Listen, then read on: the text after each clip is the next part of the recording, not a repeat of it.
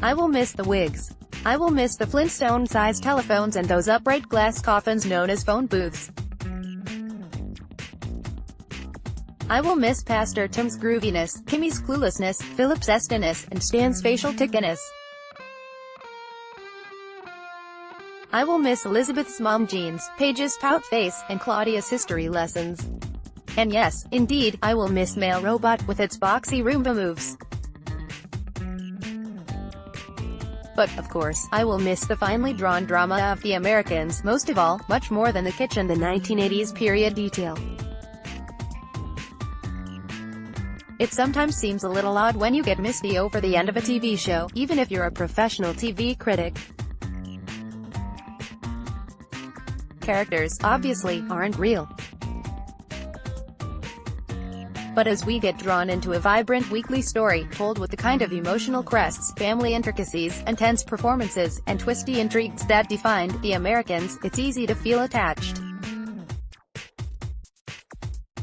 As the FX show prepares to leave the air on Wednesday after 6 seasons, I know I'll miss my annual winter-spring weeks with the Jenningses.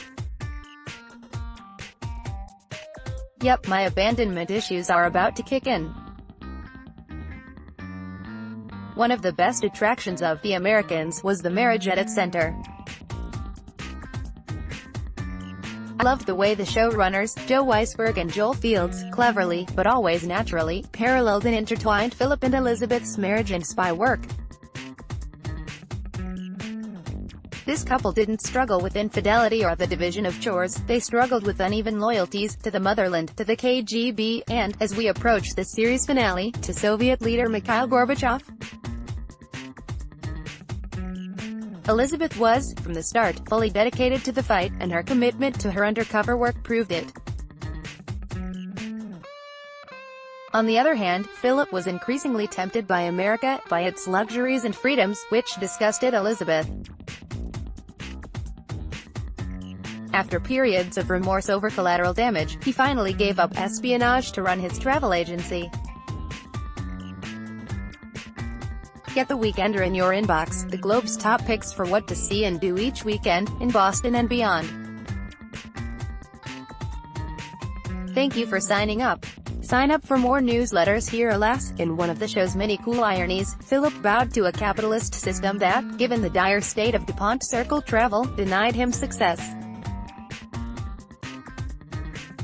The marriage between Philip and Elizabeth, played indelibly by Matthew Rhys and Kerry Russell, remained rocky for most of the show's run, and therefore riveting. At one point early in the series they separated.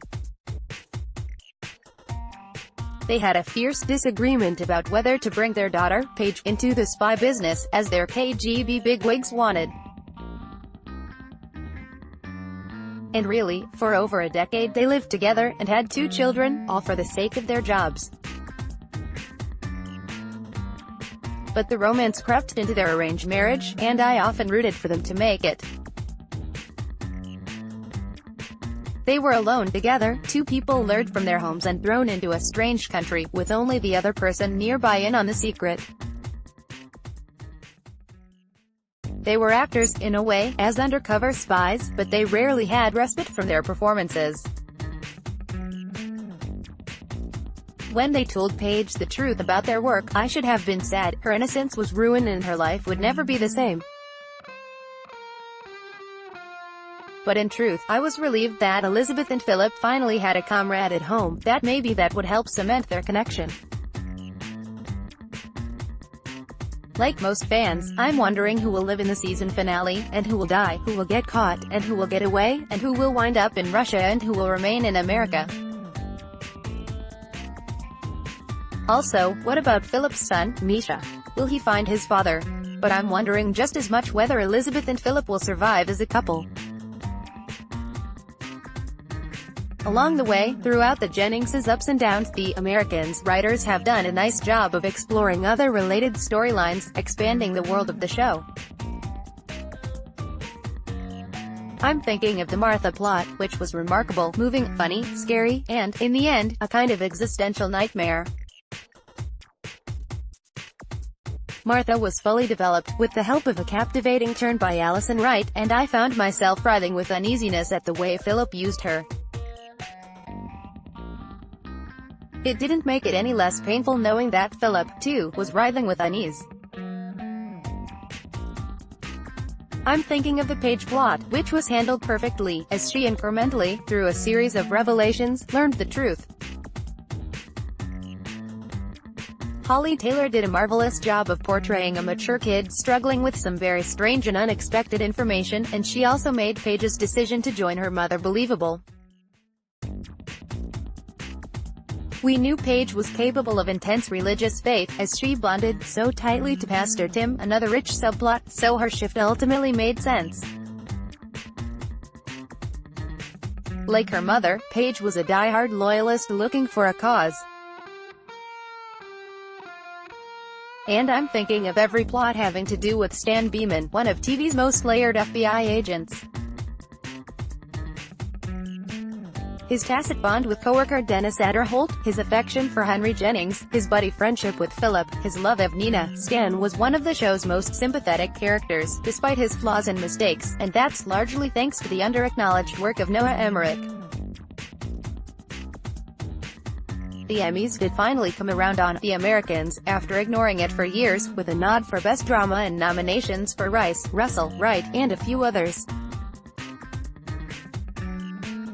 But Emmerich deserved love too, as well as Taylor. Their work was subtle and emotionally honest. As The Americans ends, it has gained a huge bump from the news. The Reagan-era history in the show, which is so important to the plot right now, was always of great interest. But the accidental political relevance of The Americans, with our renewed tensions with Russia, has been breathtaking. When the show premiered in 2013, few might have anticipated our current suspicions of election meddling and the possibilities of collusion. Now, with our crash education in election hacking and weaponized media, the show has taken on an enormous amount of added weight. Now, you can't watch without the sense that the Jennings' spirit is still somehow alive here, that the chill isn't gone. Matthew Gilbert can be reached at gilbert@globe.com. Follow him on Twitter at Matthew Gilbert.